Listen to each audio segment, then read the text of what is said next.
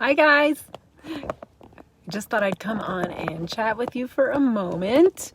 I'm about to go into Trader Joe's. I'm in my car. I like to have my hands free when I talk to you. That didn't work so well. All right. So maybe I won't be able to have my hands free. We'll see.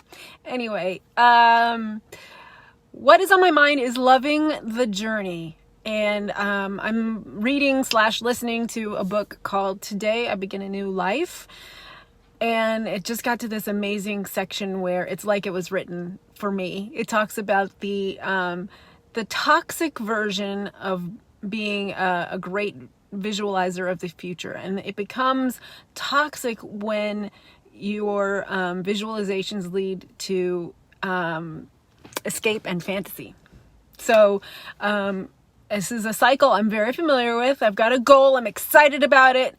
And then the reality of it being so out of alignment with my current situation that I get discouraged and upset, and it leads to a whole bunch of negative, toxic emotions, which I've been doing a lot of work on that, but it just came to me that because I talk a lot about loving the journey with my clients, and that is really important.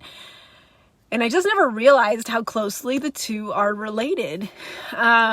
Because when you decide to love the journey and be present with where you're at today and focus on the steps that are going to lead you to your desired outcome and love those steps. So it's in the book, he calls it mental rehearsal as opposed to, detailed visualization. So, having vision boards is I'm not saying you shouldn't have vision boards and you shouldn't have big dreams, but for some of us, myself included, being too engaged in the dream portion of things can be toxic and end up, that's, one way that we get in our own way. And so he tells the story of an Olympic gymnast who, I've heard many times of athletes who use visualization to help them. They literally visualize themselves doing something. In this case, it was performing a perfect parallel bars routine.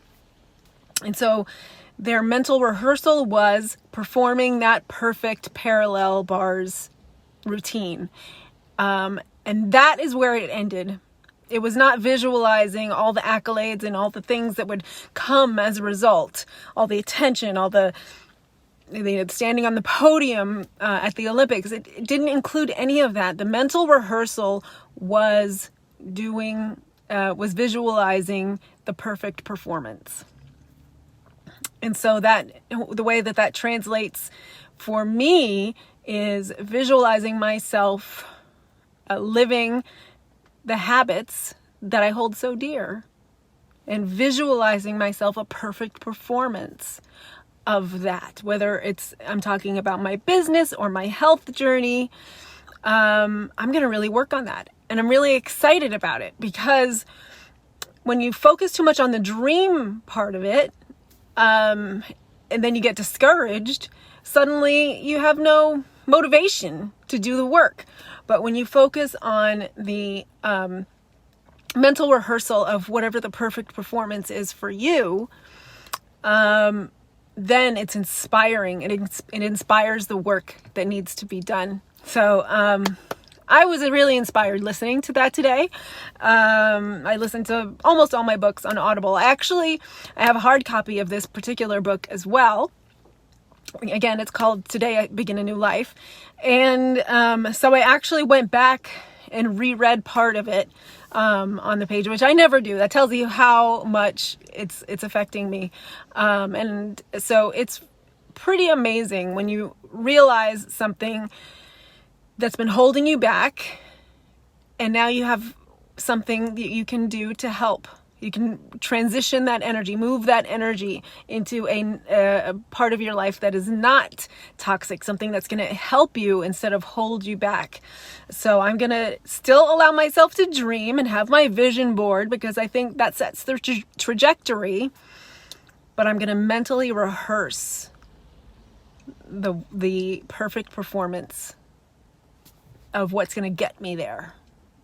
And I'm not going to spend too much time in fantasy and escape, thinking about how different X, Y, or Z is going to be once I achieve that big, huge shoot for the moon goal that I have. And I have a few shoot for the moon goals. I'm not afraid to set the big goals.